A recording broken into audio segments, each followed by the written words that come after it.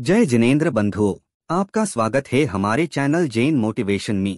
आज हम जानेंगे कि जैन धर्म में मंदिर जाने की विधि क्या है, हमें कैसे मंदिर जाना चाहिए, मंदिर जाते समय किन किन बातों का ध्यान रखना चाहिए। जैन श्रावक प्रतिदिन देव दर्शन करने मंदिर जाता है, अतः मंदिर जाने की विधि का वर्णन इस अध्याय में है। इस अध्याय का पहला प्रश्न है, मंदिर जाने की विधि क्या है? उत्तर है, देव दर्शन हेतु प्रातः काल स्नानादि कार्यों से निवृत्त होकर शुद्ध धुले हुए स्वच्छ वस्त्र, धोती दुपट्टा अथवा कुर्ता पायजामा पहनकर तथा हाथ में धुली हुई स्वच्छ अष्ट द्रव्य लेकर मन में प्रभु दर्शन की तीव्र भावना से युक्त नंगे पैर नीचे देखकर जीवों को बचाते हुए घर से निकलकर मंदिर की ओर जाना चाहिए। रास्ते में अन्य किसी कार्य का विकल्प नहीं करना चाहिए। दूर से ही मंदिर जी का शिखर दिखने पर सिर झुकाकर जिन मंदिर को नमस्कार करना चाहिए, फिर मंदिर के द्वार पर पहुंचकर शुद्ध छने जल से दोनों पैर धोना चाहिए। मंदिर के दरवाजे में प्रवेश करते ही जय जय जय, निस्सही निस्सही निस्सही, नमोस्तु नमोस्तु नमोस्तु बोलना चाहिए। फिर मंदिर जी में लगे घंटे को बजाना चाहिए। इसके पश्चात भगवान के सामने जाते ही हाथ जोड़कर सिर झुकावे एवं बैठकर गवासन से 3 बार नमस्कार कर तथा खड़े होकर नमोकार मंत्र पढ़कर कोई स्तुति स्तोत्र पाठ पढ़कर भगवान की मूर्ति को एकटक देखकर यह भावना भानी चाहिए जैसे भगवान भावना से निर्लिप्त हैं, वैसे ही मैं भी संसार से निर्लिप्त रहूं। साथ में लाए पुंज बंधी मुट्ठी से अंगूठा भीतर करके अरिहंत, सिद्ध, आचार्य, उपाध्याय और साधु ऐसे 5 पदों को बोलते हुए बीच में ऊपर, दाहिने, नीचे, बाएं तरफ ऐसे 5 पुंज चढ़ावे। फिर जमीन पर गवासन से बैठकर जुड़े हुए हाथों को तथा मस्तक को जमीन से लगावे, 3 बार नमस्कार कर तत्पश्चात हाथ जोड़कर खड़े हो जावें और मधुर स्वर में स्पष्ट उच्चारण के साथ स्तुति आदि पढ़ते हुए अपनी बाईं ओर से चलकर वेदी की 3 परिक्रमा करें। तदंतर स्तोत्र पूरा होने पर बैठकर गवासन से 3 बार नमस्कार करें। परिक्रमा देते समय ख्याल रखें, कोई नमस्कार कर रहा हो तो उसके आगे से न निकलकर पीछे की ओर से निकलें। दर्शन करने इस तरह खड़े हों तथा इस तरह पाठ करें जिससे अन्य किसी को बाधा न हो। दर्शन कर लेने के बाद अपने दाहिने हाथ की मध्यमा और अनामिका अर्जुलियों को गंधोदक के पास रखे शुद्ध जल से शुद्ध कर लेने पर अर्जुलियों से गंधोदक लेकर उत्तमांग पर लगाएं। फिर गंधोदक वाली अर्जुलियों को पास में रखे जल में धो लेवें। गंधोदक लेते समय निम्न पंक्तियां बोलें, निर्मलन निर्मलीकरण पवित्र पाप नाशनम, जिन गंधोदकम वंदे अष्टकर्म विनाशनम। इसके पश्चात 9 बार नमोकार मंत्र पढ़ते हुए कायोत्सर्ग करें। फिर जिनवाणी के समक्ष प्रथमं करण चरण द्रव्य नमः ऐसा बोलते हुए 4 पुंज चढ़ावे तथा गुरु के समक्ष सम्यक दर्शन, सम्यक ज्ञान, सम्यक चारित्र्यभ्यो नमः ऐसा बोलकर 3 पुंज चढ़ावे। तदुपरांत शास्त्र स्वाध्याय करें एवं मंत्र जाप करें। फिर भगवान को पीठ न पड़े ऐसे विनय पूर्वक अस्सही अस्सही अस्सही बोलते हुए मंदिर से बाहर निकलें। अगला प्रश्न है, देव दर्शन किसे कहते हैं? उत्तर है, देव का अर्थ वीतरागी, 18 दोषों से रहित देव और दर्शन का सामान्य अर्थ होता है देखना, किंतु यहाँ पूज्यता के साथ देखने का नाम दर्शन है, अतः पूज्य दृष्टि से देव को देखने का नाम देव दर्शन है। अगला प्रश्न है, मंदिर जी आने से पहले स्नान क्यों आवश्यक है?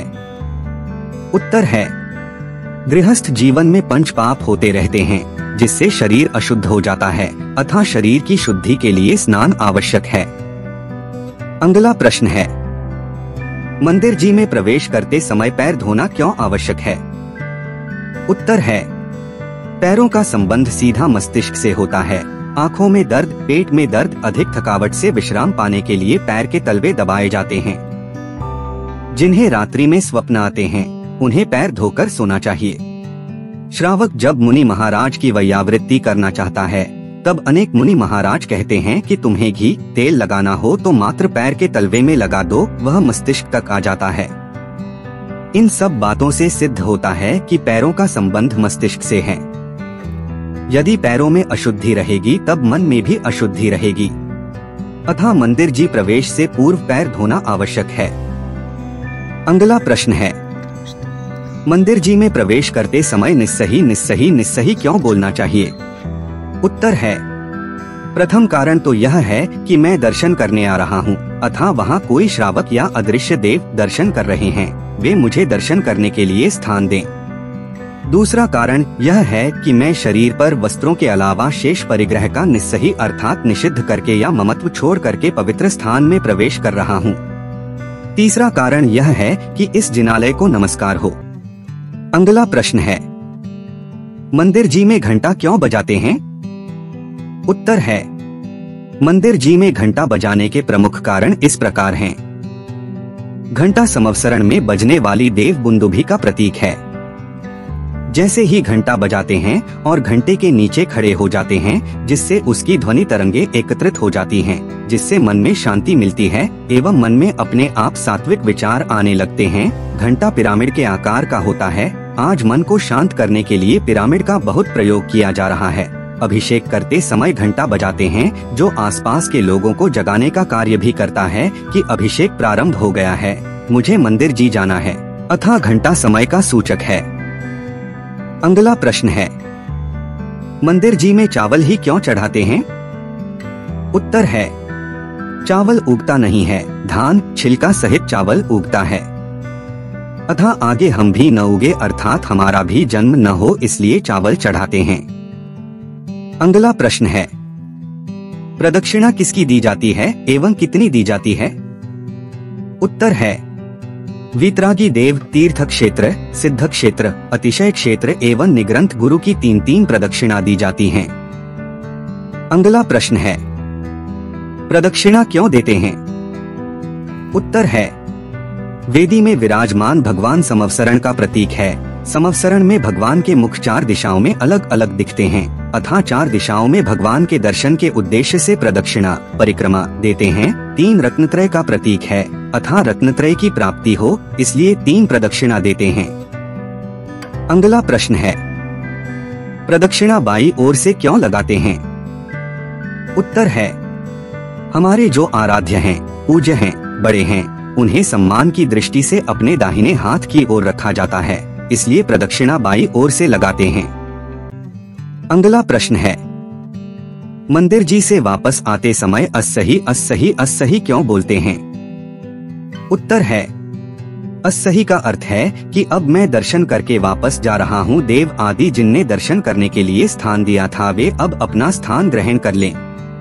अगला प्रश्न है, भगवान के दर्शन करते समय किन किन भावनाओं को भाना चाहिए? उत्तर है, भगवान के दर्शन करते समय निम्न भावनाओं को भाना चाहिए।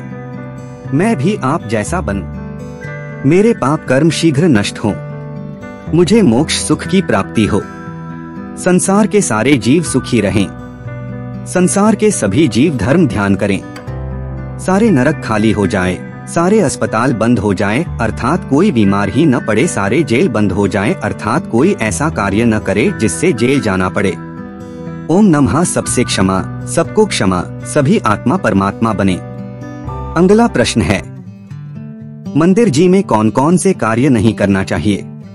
उत्तर है, मंदिर जी में निम्न कार्य नहीं करना चाहिए। देवशास्त्र गुरु से ऊंचे स्थान पर नहीं बैठना चाहिए। कोई श्रावक दर्शन कर रहा हो तो उसके सामने से नहीं निकलना चाहिए। पूजन भजन मंत्र इतनी जोर से नहीं पढ़ना चाहिए कि दूसरा जो पूजन भजन मंत्र कर रहा है वह अपना पाठ ही भूल जाए। नाक कान आँख आदि का मैल नहीं निकालना चाहिए। शौच आदि को पहनकर गए हुए वस्त्र पहनकर नहीं जाना चाहिए। अशुद्ध पदार्थ lipstick, nail polish, cream, scent आदि लगाकर नहीं जाना चाहिए। क्रोध अहंकार नहीं करना चाहिए। किसी को गाली नहीं देना चाहिए। सगाई विवाह खाने पीने आदि की चर्चा नहीं करना चाहिए। दुकान ऑफिस राजनीति आदि की चर्चा नहीं करना चाहिए। जूठे मुख नहीं जाना चाहिए। चमड़े तथा रेशम की वस्तुएं पहनकर नहीं जाना चाहिए। काले नीले लाल भड़कीले वस्त्र पहनकर नहीं जाना चाहिए। मोबाइल का प्रयोग नहीं करना चाहिए। अगला प्रश्न है, दर्शन करने से कौन कौन से लाभ होते हैं? उत्तर है, दर्शन करने से निम्न लाभ होते हैं। सम्यक दर्शन की प्राप्ति होती है। यदि सम्यक दर्शन है तो वह और दृढ़ होता है। अनेक उपवासों का फल मिलता है। असंख्यात गुणी कर्मों की निर्जरा होती है। पुण्य का आश्रव होता है। मन के अशुभ भाव नष्ट हो जाते हैं। प्रातः काल दर्शन पूजन करने से दिन अच्छी तरह व्यतीत होता है। अगला प्रश्न है, देव दर्शन करने से कितने उपवास का फल मिलता है? उत्तर है, देव दर्शन करने का फल निम्न प्रकार है।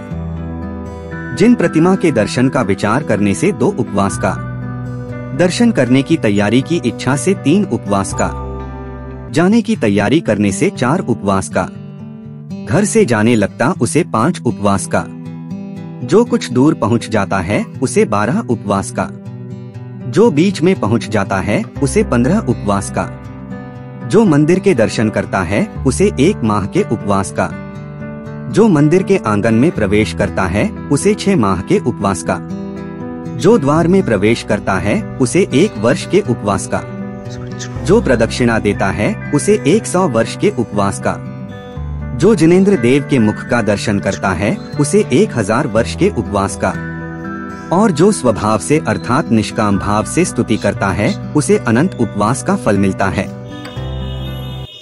हमारे वीडियो को देखने के लिए आपका धन्यवाद। ऐसे और जीवन में बदलाव लाने वाले प्रवचन देखने के लिए हमें सब्सक्राइब करें। हम अगले वीडियो में आपसे जल्दी मिलते हैं, तब तक ख्याल रखें और खुश रहें।